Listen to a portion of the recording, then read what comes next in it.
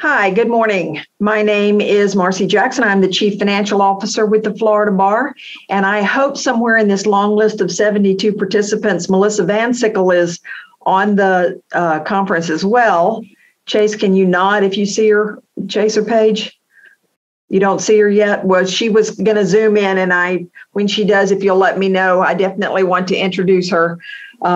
She is the second time budget chair for the Board of Governors. She is also on the executive committee and the chair-elect for the program evaluation committee, and on the strategic planning committee. She's a certified real estate attorney. She's a member of Reptiles. She's been the past board liaison for both the government lawyers and the environmental law and land use sections.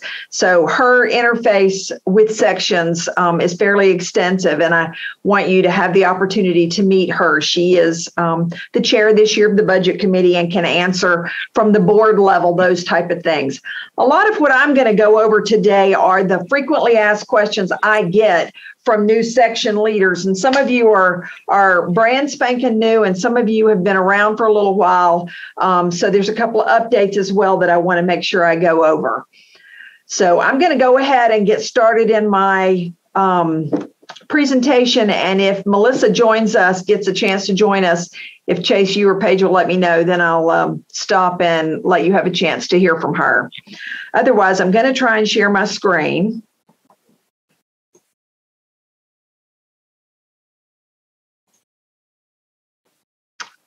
So what are you seeing? Do you see my PowerPoint, I hope? Yes. Okay. So here are the frequently asked questions that I get from most of you as you're coming into office is, where do I go to find some financial information? How are my section funds invested? Since we just heard about fund balances and the stock market, I want to go over some of that with you so you understand how that works. How does my section pay the Florida Bar for the various services that they provide? How does our CLE revenue get split? How does all that work? What other fees do we end up paying the Florida Bar after we've paid for our section management? When is our budget due, and how do we revise our budget? So then I want to make sure I leave some time at the end to answer whatever questions you may have that I haven't already covered. But to be quite honest, the last slide of this presentation has all of my contact information. And if you don't take away anything else, write it down. Feel free to contact me about any question you might have about how any of the financial processes work. And I'll be more than glad to have a more extensive conversation with you than I'm able to do as I'm standing between you and a lunch break. So there's Melissa. Chase, before I get started, if you can let her in and let her have an opportunity to introduce, say hello, so you can see her face and understand her role.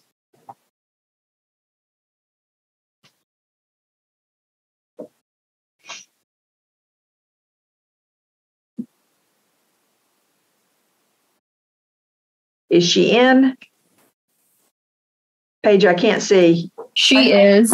Hey, Melissa, I've already kind of introduced you. Oh, great.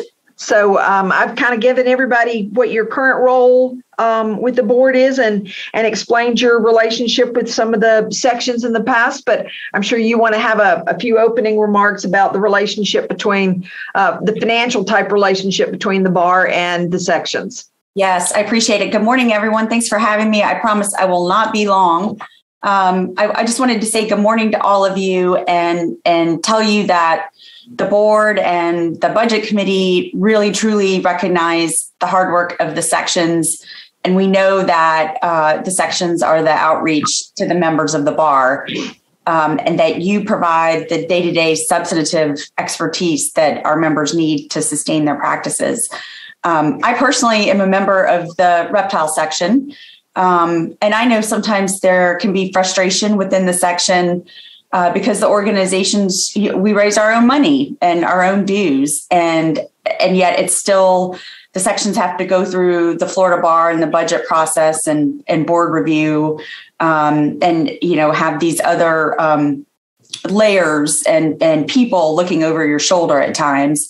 But, it's always important to remember, and Marcy will go over this in greater detail during her presentation, that the sections are not separate legal entities. We're all one big happy family under the Florida Bar's umbrella.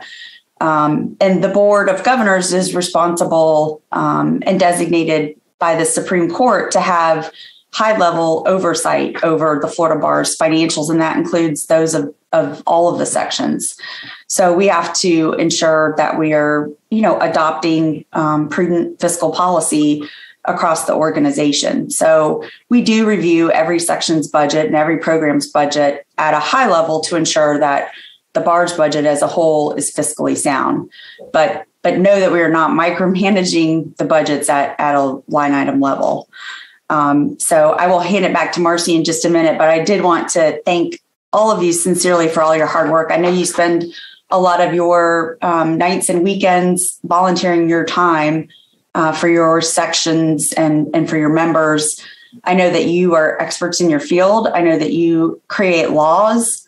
I know that you make new law, and I know that the sections and you all do not get the recognition that you deserve.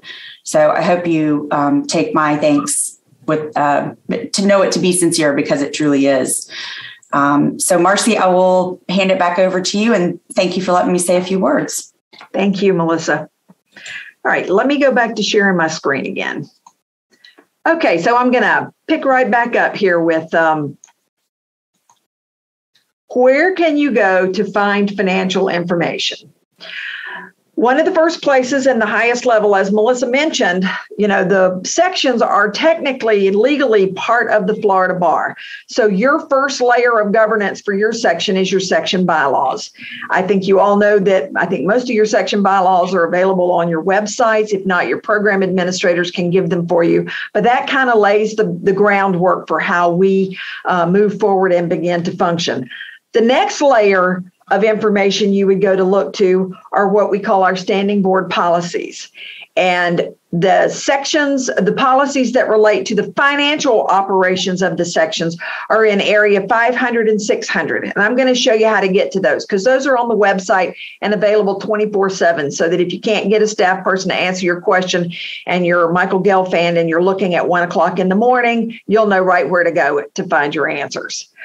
The next thing I want to make sure you understand is that there is, and we'll talk about the budget process a little later, but if you wanted to find, how much is my fund balance, what is my budget, there are approved, and we keep them amended throughout the year, annual budgets that your program administrator can provide to you.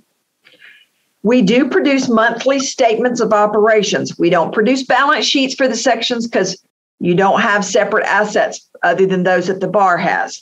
But you do have your own statement of operations. And I'm going to show you an example of one a little later. But your program administrator can provide those for you as well. We try to get the books closed in a reasonable time frame after the end of each month. We aim for the 10th.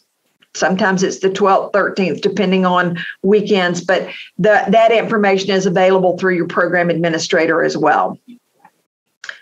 You do need to know who your program administrator is. And if you have difficulties in getting a hold of your program administrator and need something urgently, you can always reach out to Chase Early, who's the director of PD. I think you've already met him, or you can reach out to myself and we will get you that information. And like I said, last but not least, my contact information is going to be on the last slide. So come on, there we go.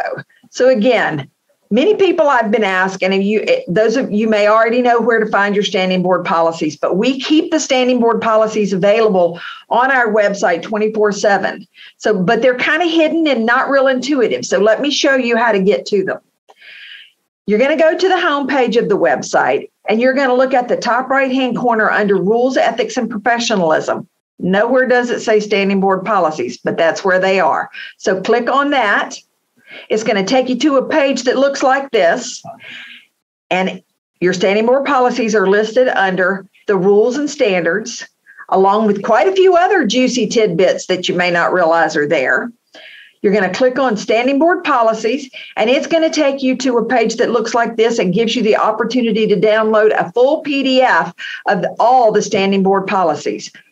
If you're looking for financial information about sections, you're going to go to the 500 policies. If you're looking for financial information about jointly sponsored CLEs, you're going to go to the 600 sections.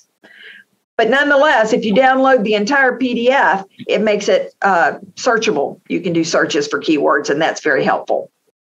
So again, just knowing how to get to them. And for those of you that already knew that, I do want to point out that we have recently made a change to actually added 2 new policies. It's the same policy. It's just located in both of those 2 sections that I talked about, both the section and the CLE area, about the financial liability for contracts. Like I said, the bar is the parent company here and signs all the contracts. And we've had some recent misunderstanding about who's really liable for contracts that are canceled. And they're canceled in the period of what we call either liquidated damages or cancellation fees, or end up with attrition. And we just felt like it was time to write down who's responsible for what should that happen. So we added this one policy in 2 different locations, and here's the reference for you. And it was just finalized at the July board meeting. So this is brand new, and actually did happen as a result of some conversations we had to have with one of the sections recently. So we went ahead and codified this, and therefore there won't be any confusion in the future.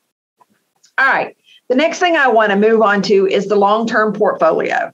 So as we were just talking about, the bar's investments, again, because you're not separate legal entities, we have one commingled portfolio. And all of the Florida Bar parent company funds are held within this one portfolio. Now, in years when the market's doing great and we're all making a lot of money, we all share in that same earning at exactly the same rate. In years like we just finished, where that was not the case and we lost money, we all lost money. Now, one of the things that I do, your program administrator does not do this part of your budget for you, but I actually include investment earnings in your budget.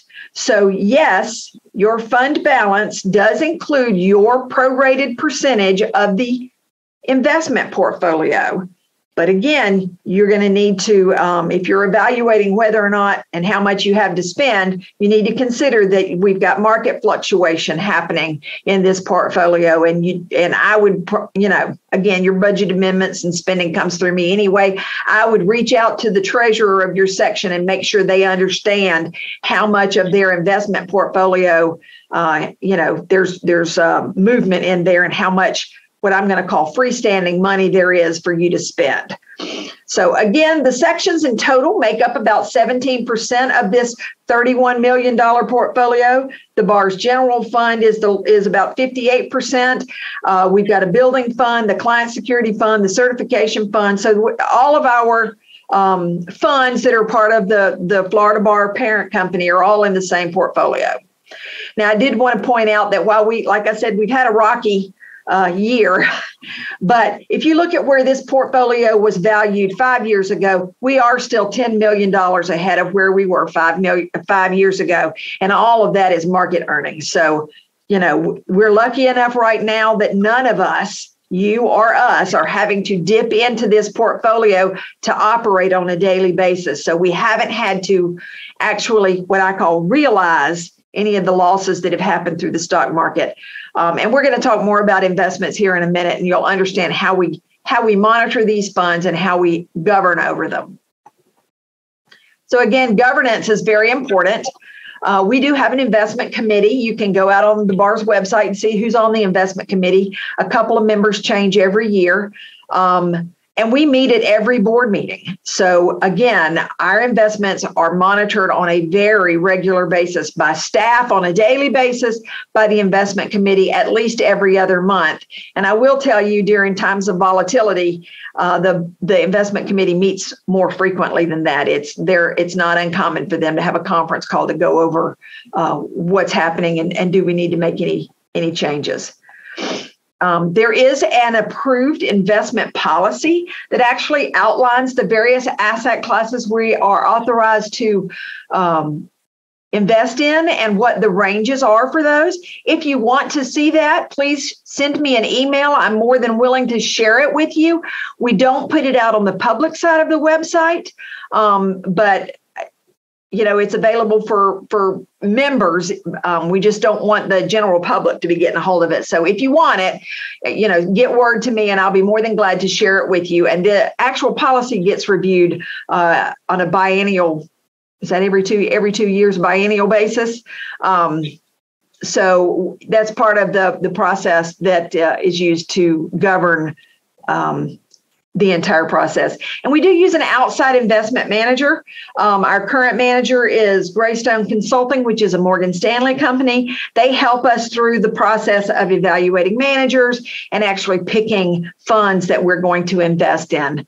And they do a wonderful job of making sure our committee members stay educated and current on all of the current happenings in the market. Just wanted to give you a snippet of what the investment policy authorizes us to invest in. We have a short-term portfolio, which is where I keep excess operating funds there, and they're invested on a short-term basis in fixed asset mutual funds and money markets.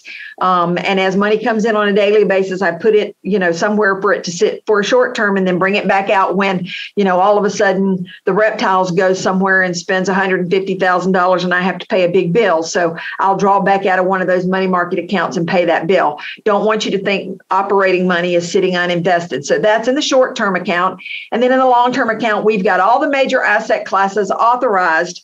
We don't necessarily use them all of the time, but right now I think we have holdings in all of these asset classes except for the inflation-linked securities. I don't think we have any tips right now, but we've got some, and they're all within the approved guidelines, which if you look at the investment policy, you would see what those are. And there are some prohibitions of the kind of things that we do not allow. They're not really social-based, but they are more market-based things that we think are inappropriate for our portfolio.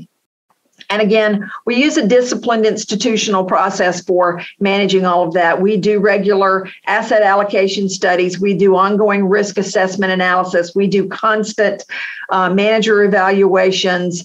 All types of things go into how we keep our policy current and our assets protected. Again, I mentioned the daily process. So as you can imagine, with only one big checking account that all of our money goes into, it's a daily process of making sure that all the funds get in. We know what bills have to be paid that day, and any excess money we actually transfer over to the short-term portfolio. But the way we track it so that we can keep track of how much is general fund money versus reptile money versus animal law money versus any other section or fund that we have under this account is through the account strings.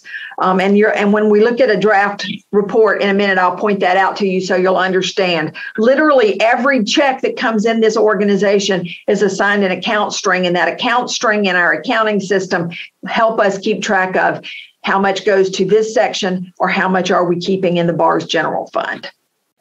Again, at the end of the month, we reconcile all of those accounts and we all share at exactly the same rate, whatever gain or loss we have to record based on that month's performance.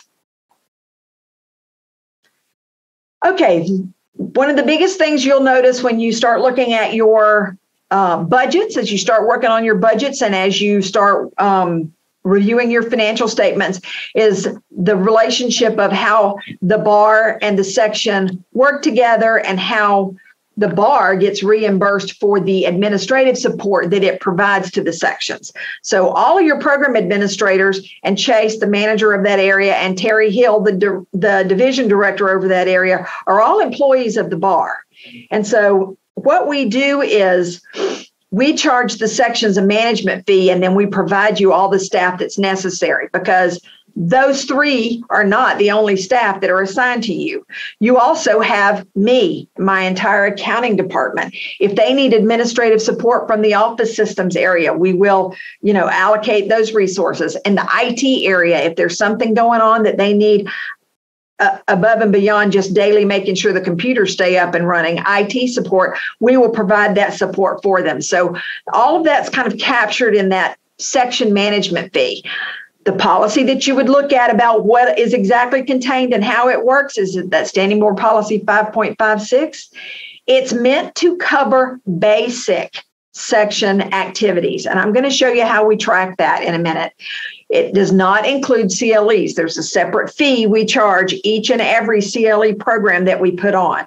So it's meant to truly cover just basic section activities. Again, I listed just a couple of the things here, which are all the accounting requirements and all of the overhead that we attribute. And the section management fee, this is very important and seems to be very confusing to people, is allocated out to the sections every time you have a member who joins or renews their section membership, right? So it's not a flat dollar amount. It's based on a per member basis. So there's three rates that are charged, and I will go through how you know which one is your rate, but it is charged on a per paid member basis. So if you have free members, we don't count those. It's only paid memberships. So basically, we have three rates. We have a low rate, a mid rate, and a high rate. And each section gets assigned a rate based on their activities planned for the year. And I'm going to show you an example of what the one-page report is that the section administrators fill out as part of the budgeting process so that I can figure out how much we're going to charge them. But it basically lists their annual expected activities in different categories. And so depending on how many and how labor intensive some of those activities are, they're weighted, and it'll tell you whether or not this doesn't mean anything except for a way to label the numbers, whether you're a low effort section, a mid-level section, or a high-level section. We only have about 4 high-level sections, and I'm sure you can name off who they are, but the reptiles are through the roof on the high level section. Some of our other sections, while they are very active sections, they don't necessarily draw down on bar resources at that level because they have great volunteers that pitch in and do a lot of the work. So that's why it's important for us to go through that process and come up with what that rating is. And then it gets captured in your budget documents. This is can you see this? I can make it bigger if you need me to. And again, you won't fill this out, but I wanted you to see what your program administrator will fill out. They'll look at how many live meetings are we having? Are they in conjunction with the BARS meetings, or are they completely separate?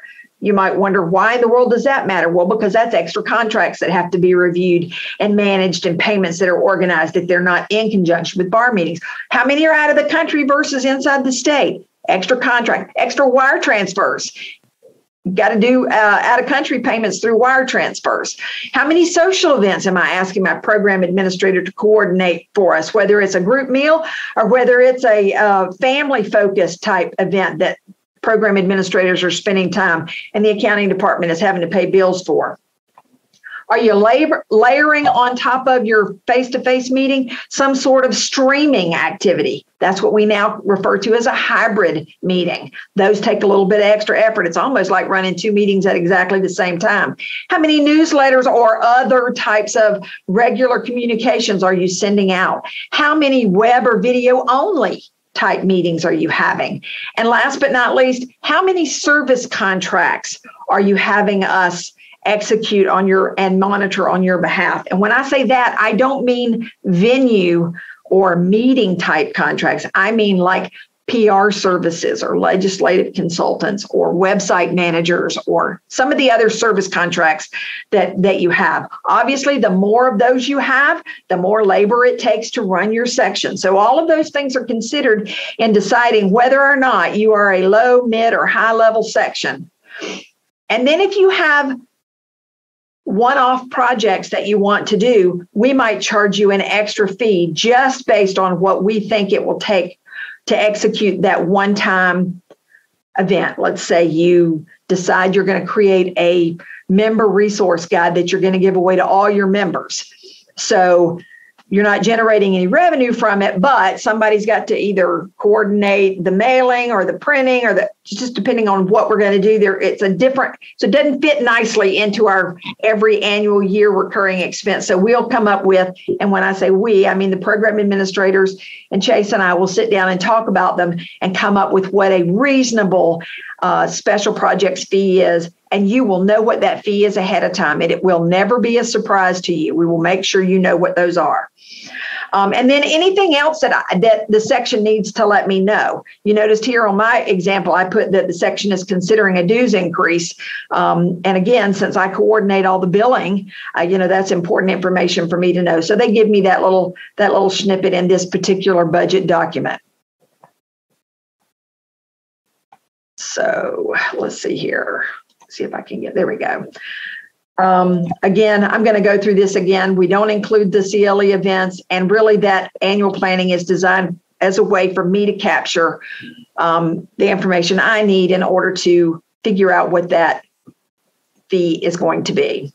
Let's talk about CLE events. Marcy, you have a question in the chat. Oh, sorry. Just before you started your next section. Okay, and I can't see it. Yeah, Marcy, the question is from Sally MacArthur. Are affiliate and student memberships counted toward the number of paid memberships? And I believe that depends on if they're paid or comp.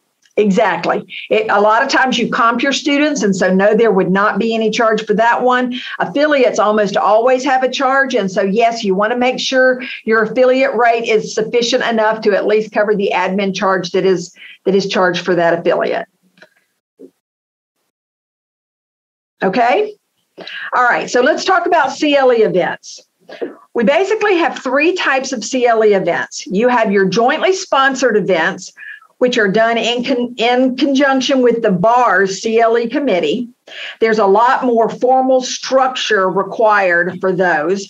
And the reason is because those inevitably end up being put out on the 24/7 on-demand catalog for resale, post-market. That's what we call that, post-market sales. Okay, so there's more formality around those, and the BAR and the section will share revenue on those.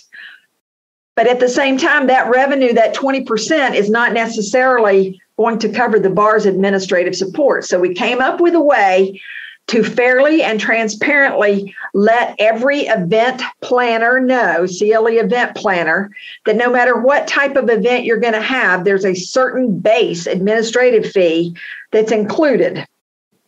So whether it's a completely section-sponsored event or a jointly sponsored event, there's an administrative fee, and I'm going to go through how we calculate that. The ones we don't charge any administrative fee for and don't share in your revenue are truly what you call section service programs. So they're one and dones. My understanding is the majority of you use them as a way to enhance people or incentivize people to come to some other type of meeting that you have, but by participating, they can get an hour or two of CLE here or there. Now, sometimes you do them all on their own outside of a meeting because you just want to be able to add value back to your member, and we understand that. So we don't charge any sort of administrative fee for that. We consider that part of your base administration, okay? Now, the confusion comes about whose budget do I need to put this CLE event in? If it's a jointly sponsored CLE with the BAR, then the BAR has a budget for those events, the BAR's general fund. You don't include that in your section budget. If it's now what you're going to call a section-sponsored CLE event, meaning you're going to keep all the revenue, you're going to pay all the bills, and you are going to keep whatever profit or loss, if it doesn't go well, within your own section budget. We call those section sponsored. And you can have post-market sales on those events, but we limit you to only being able to sell CDs, DVDs, or books. Okay? So if you really want to end up, the outcome of your goal is to have something on the on-demand 24/7 catalog, you're going to need to seek joint sponsorship with the CLE committee. Okay? Now, those two types, because they are meant to be revenue driving events, we charge administrative fees for. And again, the same concept as we did for the management fee, we applied to the CLEs. We just couldn't figure out a way to make a fee that would cover both, that was fair and equitable. So that's why we really split those two up into two different things. Some years you might have more CLE events than others. So we just it didn't work well to fit it all together into just one fee. So again, how do we come up with that fee? We actually have 8 rates that we charge based on the same concept of what's the level of effort required to put on this CLE event? How many speakers do we have? Where is the venue? Is it a private venue that has no contract and all we're doing is kind of squatting in somebody's conference room? Or is it a big hotel and we're having to, coordinate banquets and serving food and having staff show up? So we go through basically the same process we do for the management side for a CLE event. And at the end of that process, we figure out which one of these 8 rates we need to apply. And since some events are only 1 hour and some events are a 2-day, 16-hour, it gets applied based on the number of hours of CLE that event has. So the longer and more complex your event, the higher your CLE admin fee would be. And again, I hope that you will realize that I work very closely with Chase and all of the program administrators. And if our formula just doesn't come across with a fair and equitable fee, we talk through them and figure out what we can do. So don't think we're just all about the form and the form is the final outcome. There have been times when we had an event that just didn't quite fit the form. And so we tried to figure out what was fair and equitable for all parties concerned. And again, I do not assess the admin fee until the event has actually happened, because as we know, things change. You might have thought you were going to do an 8-hour CLE, and it turns out 3 of your speakers canceled, and now at the last minute, you're down to a 4-hour CLE. I don't want to charge you an 8-hour rate for a 4-hour event. So again, we don't assess these fees until after the event has taken place and we're all in agreement as to what's happening. There's another question. Okay, go ahead. Somebody just tell me what it is. For section-sponsored CLEs using Zoom, is it required to use and pay for InReach if we have our own Zoom and will not resell the CLE? If you're not reselling the CLE, then no, you don't have to. I mean, again, that doesn't have to be jointly sponsored. Just because you're using Zoom does not make it have to be jointly sponsored. If you're not trying to end up with a product that you want to put on the InReach catalog, then it can be a section-sponsored event or it can be a special project if that's what you decide it wants to be. Okay, thank you. Does that make sense? Yes. Okay. Now, every now and again, there are going to be other times when you have to reimburse the bar because of all those things that I mentioned. Certain things are volume based, right? And are what we call direct expenses. So if your program administrator goes down the hall and makes 6,000 copies on behalf of your section, we need to charge your section that rate for those copies. So these are obvious things. Copies, postage, credit card fees, if they need to use the recording studio, which doesn't happen very often, if they have a special graphic design, I'm not talking about routine stuff, or if they have some special supplies that for whatever reason you need something other than the basic pencils that we provide the staff to use. So, special, unique things for your section.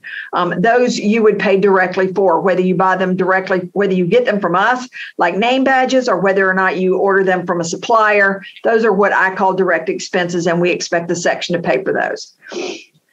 The video editing services is part of the revenue share off of those particular products. So yes, we charge you. Some require more editing than others. So it didn't fit well into the CLE admin rate. So we charge extra if we have to do video editing for some of those products.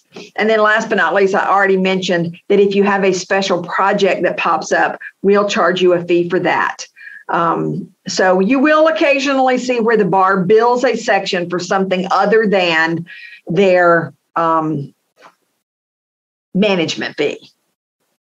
But hopefully we've got just about everything that could fit in a management fee in either the CLE side or the basic, and trying to minimize that number of times that we have to go back and tell you, you owe us more money. Okay, so again, all of that was supposed to help lead up to talking about the budget. So policies about your budget and what has to be in your budget and how your budget should be formulated are all in Standing Board Policy 5.53, with a couple of exceptions, and we're going to talk about those in just a minute. But you do have to get your section budget approved by your executive council before you send it in for the budget committee to look at. The budget committee will meet in either late January or early February. So I typically ask the sections to have their approved budgets to me by mid-December. That's a lot later than it used to be. But we've been able to function. The sooner you get it done, the better. But again, if based on your meeting schedules, you can't get it to me till mid-December, we're doing okay. There are a couple of sections that even on occasion I've had to give an extension of a week or two. But no, I have to put all this together, as Melissa can attest to, into a huge document that then gets distributed out to the budget committee. So just so you kind of understand the pieces and parts in there. And even though the budget committee will look at it and again, let me reiterate, at a high level, meaning even though you and your program administrator have a line by line item budget, that's not what the budget committee sees. We actually summarize all that information and give it to the budget committee so that what they're looking at it for is, this is what you told us you were going to do in your program description. This is your revenue stream. This is how much you plan on spending. Let me look at your estimated fund balance at the end. We don't want to see you spend yourself negative, right? So that's what the budget committee is really looking at. They're not scrutinizing line by line the details of your budget. They're just exercising their required fiscal responsibility of making sure you are a sound and financially stable section. Okay, so the budget committee will do that in January. And for those of you that have never had to endure waiting around to find out whether or not your budget's been approved, let me give you the rest of the timeline. The budget committee will look at all the granular details, make a recommendation to the board at the March meeting. After the March meeting, I've got to publish the budget in the newspaper or on the website, give members a chance to object to anything they don't like. Then we go back to the board again in May and deal with whatever, if any, objections come up. Then once the board does the final approval in May, we ship it off to the Supreme Court for final approval sometime in the month of June. I have to have it to them by June 1st. They don't usually answer me until June 30th. So I wished I could tell you at the beginning of June what your budget is, but I'm in the 10 years, sure as I say this on camera, in the 10 years I've been here, the courts never really changed anything, but that doesn't mean they can't or won't. So you have a good idea of what your budget's going to be. But I can't give you really the thumbs up on your budget until after I hear back from the court, and that's usually July. Now, you are required by policy to make sure your section members have access to your annual budget information. So again, I usually give the section program administrators a copy of what the final budget is that's approved, and they can make sure it gets published on your website. Now, here's a couple of things that I want to make sure you're aware of that aren't really spelled out word by word in the policies, but I want to make sure you understand these. And I think I heard Gypsy talk about your legislative activities. Let me make it clear. You may use dues and other sources of revenues for legislative activities as long as your overall budget does not end up in a projected negative fund balance. There was a lot of confusion for many years about just what kind of money could you use for what. Your dues are voluntary, right? The Florida Bar's dues are not. So again, you can use your dues and what other sources of revenues you generate for legislative activities. You are not limited like we are, okay? But we will not want you to go negative because of it, okay? Does that make sense? All right. You as a section can choose or not to budget for an operating reserve. That's up to you. How much fluctuation you have in your annual budget might cause you to say, oh, yeah, we don't want to dip into savings for things that might come up. So let's budget for an operating reserve. Some people have a big enough fund balance that it doesn't matter. So they just don't bother. I am not going to dictate to you what you need to do. I'm telling you, you can or you can't. It's your choice. If you want my advice, I like to have an operating reserve, but again, some people don't. Whoops. One thing that is in the policies is you need to make sure in your budget that if you are paying for jointly sponsored CLE speaker expenses above and beyond what that committee's policies are, you can do it, but you need to make sure it is clearly identified in your budget. Okay, so most of you have a line in there that says speaker expenses, and we just need to make sure that when you publish your budget, you're letting your members know that that's what that's for. And then last but not least, we do have a budget amendment process.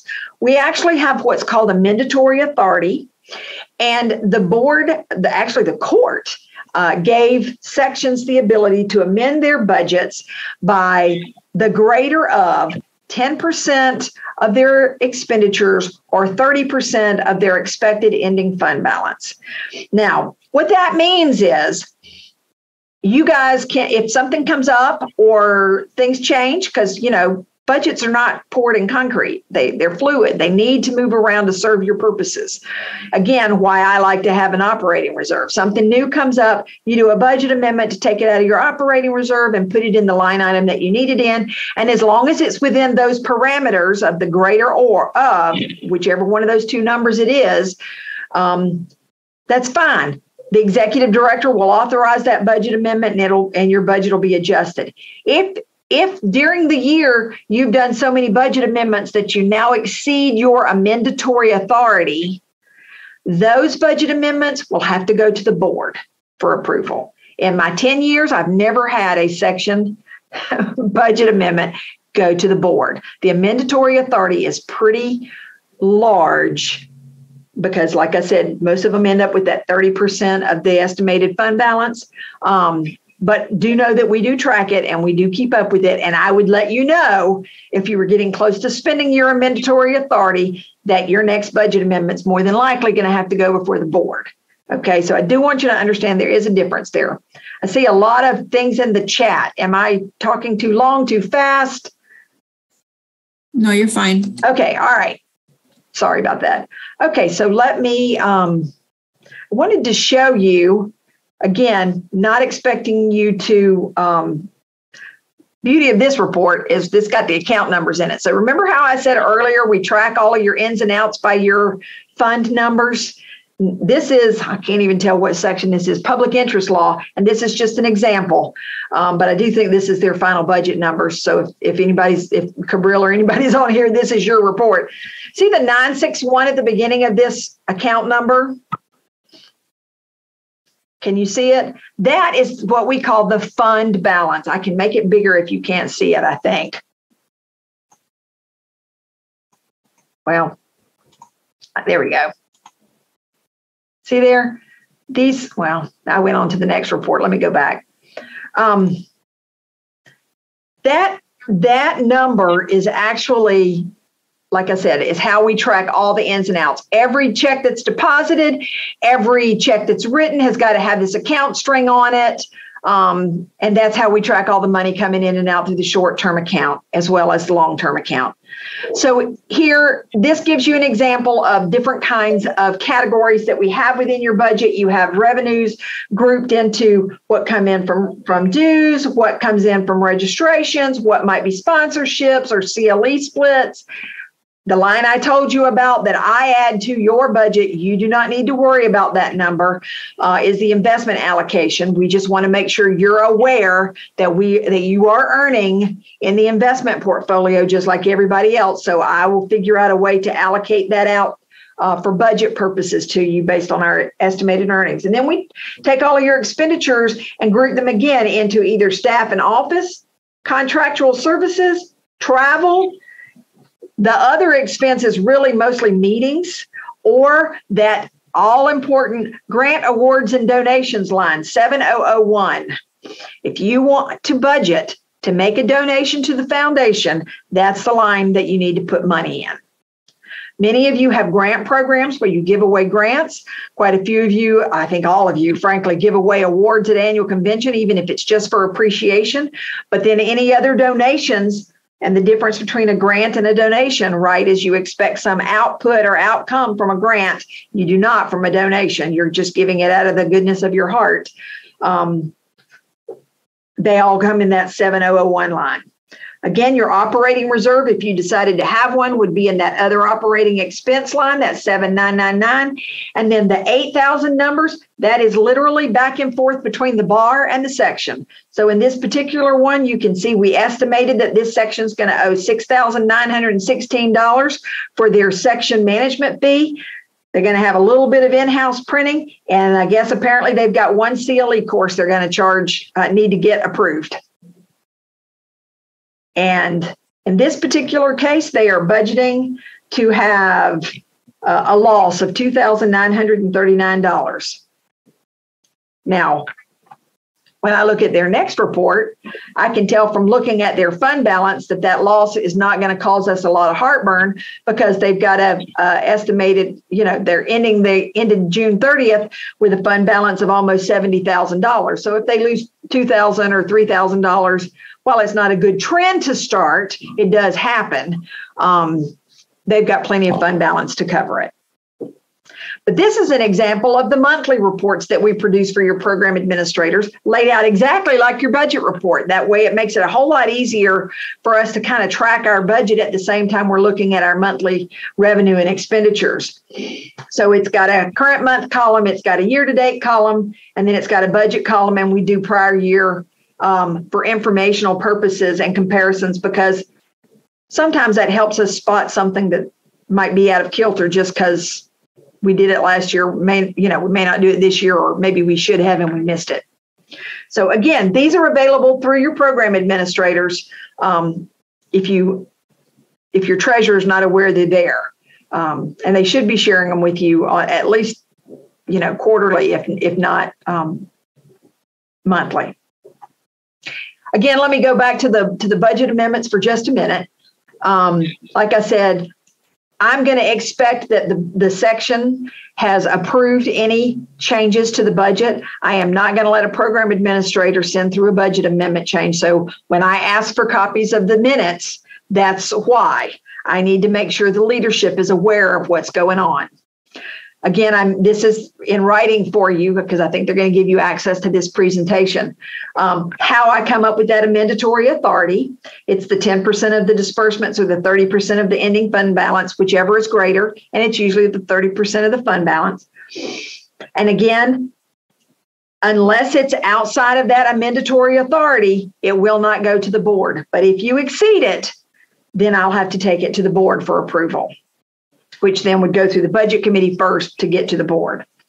And then last but not least, all budget amendments have to have adequate support to support the amendment. So in other words, if you're planning a gala that you did not include in your budget and you want now to add it, you've got to give at least enough so that if an auditor pulls this budget amendment, they know I haven't made it up, right?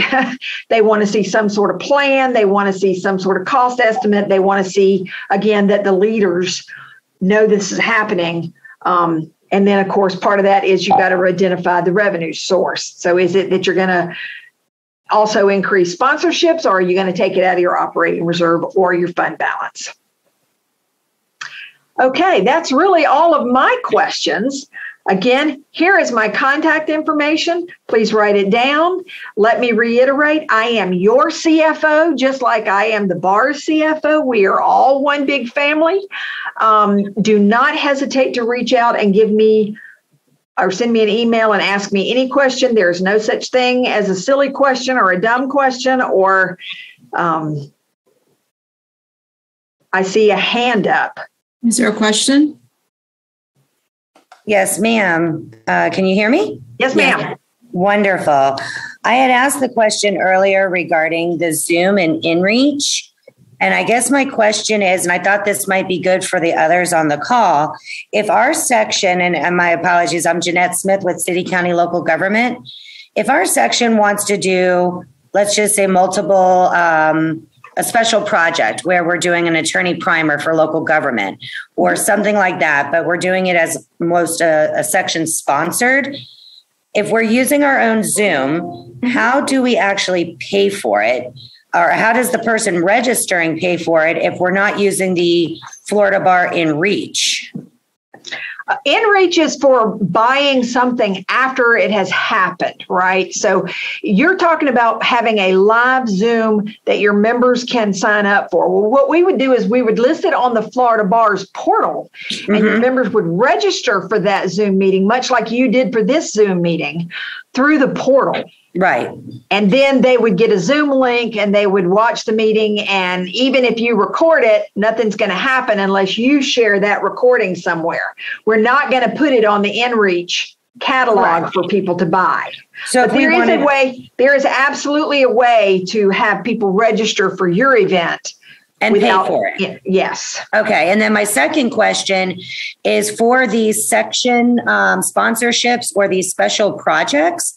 Is there a cap on how much a section can make off of those? No cap. So if we put together a program for $1,000 for CLEs for the next 10 months or something like that, 100 per CLE, but you do all of them, either you're there or not there, we can post them later on to our section website. That's fine. No cap. Don't worry about it. Correct. As long as there's no post market after the fact. You're not trying to put it on a DVD or a CD and sell it. Right. But if we chose the next year to do it for free as a value added benefit to our section, and it's on a members only portal, then that's okay. Mm-hmm. Excellent. Just wanted to confirm that. Thank you so much for your time and a great presentation. And I know I went through that pretty quickly, and I didn't mean to go quite that fast, but I'm keenly aware, because my stomach's starting to grumble, that yours probably are too. So I don't want to cut anybody short. Are there any more questions? Marcy, this is Terry Zasha, if I may. I have two questions. Again, I may know the answer, or I may think I know the answer and be wrong. It happens from time to time. At least my wife tells me.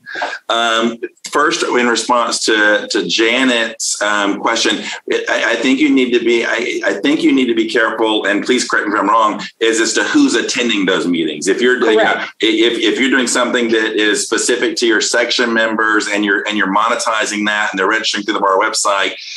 You can't market and promote that to the entire bar membership. That is truly refined to your section members to be able to do that. Is that correct?